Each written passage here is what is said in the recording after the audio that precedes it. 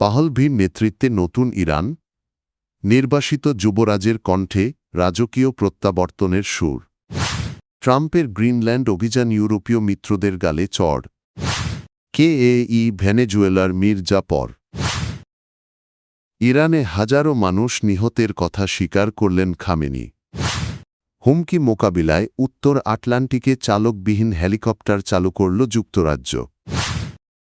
ইরানের নির্বাসিত যুবরাজ রেজা পাহলভি দাবি করেছেন, ইরানে চলমান গণবিক্ষোভের মুখে বর্তমান ইসলামী শাসন ব্যবস্থার পতন এখন শুধু সময়ের ব্যাপার।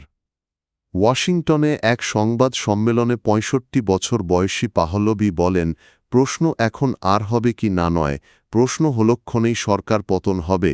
তিনি নিজেকে ইরানে ভবিষ্যৎ ধর্মনিরপেক্ষ গণতান্ত্রিক রূপান্তরের নেতৃত্বদাতা হিসেবে তুলে ধরেন এবং আন্তর্জাতিক সম্প্রদায়কে তেহরানের বিরুদ্ধে কার্যকর পদক্ষেপ নেওয়ার আহ্বান জানান। গত ডিসেম্বরের শেষ দিকে অর্থনৈতিক সংকট থেকে শুরু হওয়া বিক্ষোভ এখন সরকার বিরোধী আন্দোলনে রূপ নিয়েছে। মানবাধিকার সংস্থার তথ্যমতে দমন পীড়নে নিহতের সংখ্যা ৩,০০০ ছাড়িয়েছে যদিও কিছু সূত্রে সংখ্যাটি আরও বেশি বলে দাবি করা হচ্ছে।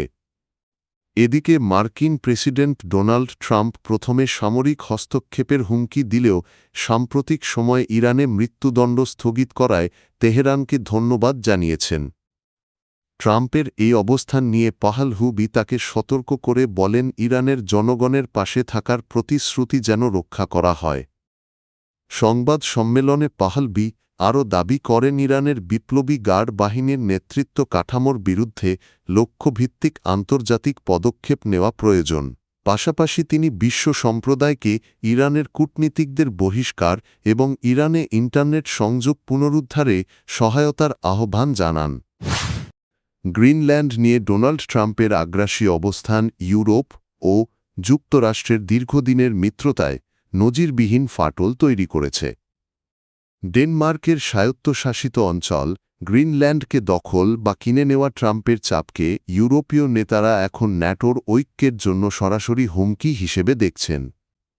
ওয়াশিংটনের ডেনমার্ক ও গ্রিনল্যান্ডের পররাষ্ট্রমন্ত্রীরা মার্কিন ভাইস প্রেসিডেন্ট জেডি ভ্যান্স ও পররাষ্ট্রমন্ত্রী মার্কো রুবিওর সঙ্গে জরুরি বৈঠক করেছেন। বৈঠক শেষে ডেনমার্কের পররাষ্ট্রমন্ত্রী স্পষ্ট করে বলেন, আধুনিক বিশ্বে কোনো ভূখণ্ড কেনাবেচার বিষয় গ্রহণযোগ্য নয়। ইউরোপীয় কূটনীতিকদের অভিযোগ, মার্কিন ভাইস প্রেসিডেন্ট ভ্যান্স আলোচনার উত্তেজনা আরও বাড়াচ্ছেন, যা সংকটকে জটিল করে তুলছে। বিশ্লেষকরা বলছেন, গ্রিনল্যান্ড নিয়ে ট্রাম্পের আগ্রহের পেছনে রয়েছে কৌশলগত নিরাপত্তা ও খনিজ সম্পদের হিসাব, পাশাপাশি ব্যক্তিগত ইগো। নিউ ইয়র্ক টাইমসকে ট্রাম্প নিজেই বলেছেন, গ্রিনল্যান্ড জয় করাকে তিনি নিজের রাজনৈতিক সাফল্যের প্রতীক মনে করেন। এমনকি বাধা দেওয়া দেশগুলোর ওপর শুল্ক আরোপের হুমকিও দিয়েছেন তিনি। এই অবস্থায় ইউরোপীয় ইউনিয়ন ও ন্যাটো পাল্টা পদক্ষেপ নিচ্ছে। ফ্রান্স, জার্মানি ও ব্রিটেন ইতোমধ্যে গ্রিনল্যান্ডে সামরিক উপস্থিতি বাড়ানোর উদ্যোগ নিয়েছে। পাশাপাশি ইইউ গ্রিনল্যান্ডে আর্থিক সহায়তা দ্বিগুণ করা এবং রাজধানী নুকে নতুন কূটনৈতিক অফিস খোলার পরিকল্পনা করছে। ভেনেজুয়েলার প্রেসিডেন্ট নিকোলাস মাদুরোকে যুক্তরাষ্ট্রের আকস্মিক অভিযানে আটক করার পর দেশটিতে ব্যাপক চাঞ্চল্য তৈরি হয়েছে। দুর্গসদৃশ নিরাপত্তার মধ্য থেকে মাত্র কয়েক ঘণ্টায় তাকে তুলে নেওয়া সম্ভব হওয়ায় শুরু থেকেই প্রশ্ন ওঠে, ভেতরের কারও সহায়তা ছাড়া কি এই অভিযান সম্ভব ছিল? রয়টার্সের তথ্য অনুযায়ী মাদুরোর ঘনিষ্ঠ এক ব্যক্তি নিয়মিত তার অবস্থান ও নিরাপত্তা সংক্রান্ত তথ্য মার্কিন গোয়েন্দা সংস্থা সিআইএকে সরবরাহ করছিলেন। তবে সেই ব্যক্তির পরিচয় প্রকাশ না হওয়ায় রহস্য আরও ঘনীভূত হয়েছে।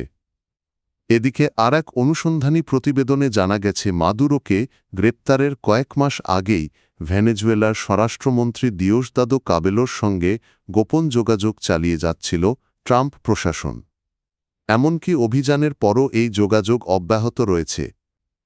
সূত্র বলছে, যুক্তরাষ্ট্র কাবেলোকে সতর্ক করেছিল তার নিয়ন্ত্রণাধীন বাহিনী যেন বিরোধীদের ওপর দমন পীড়ন না চালায়, কারণ নিরাপত্তা বাহিনী, গোয়েন্দা সংস্থা এবং সরকারপন্থী সশস্ত্র মিলিশিয়াদের ওপর কাবেলোর শক্ত প্রভাব রয়েছে।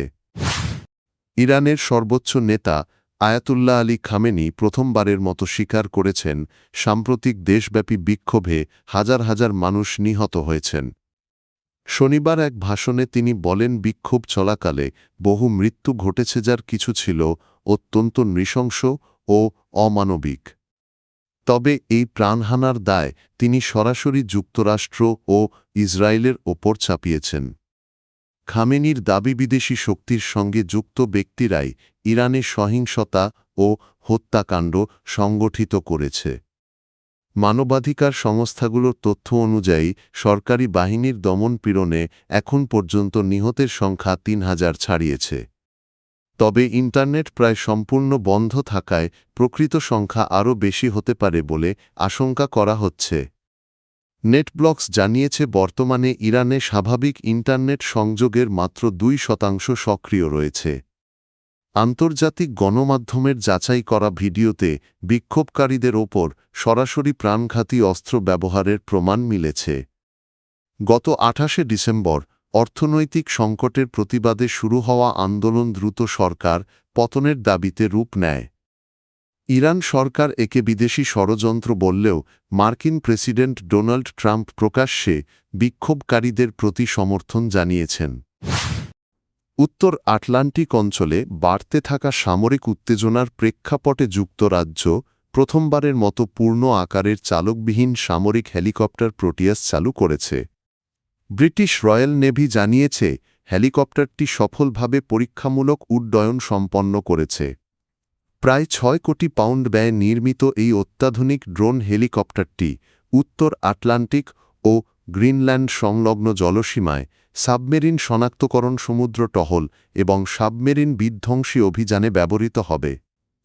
প্রতিরক্ষা প্রযুক্তি প্রতিষ্ঠান লিওনার্দো নির্মিত এই হেলিকপ্টার কৃত্রিম বুদ্ধিমত্তা ও উন্নত সেন্সরের মাধ্যমে স্বয়ংক্রিয়ভাবে পরিবেশ বিশ্লেষণ করে সিদ্ধান্ত নিতে পারে। ফলে মানব পাইলট ছাড়াই বিপজ্জনক সামরিক মিশন পরিচালনা সম্ভব হবে। ইউক্রেনে রাশিয়ার আগ্রাসনের পর ইউরোপ জুড়ে প্রতিরক্ষা সক্ষমতা জোরদারের অংশ হিসেবেই এই পদক্ষেপ নেওয়া হয়েছে। বিশেষ করে গ্রিনল্যান্ড, আইসল্যান্ড, যুক্তরাজ্য জলপথে রুশ সাবমেরিন নজরদারি বাড়ানো এখন ন্যাটোর অন্যতম অগ্রাধিকার।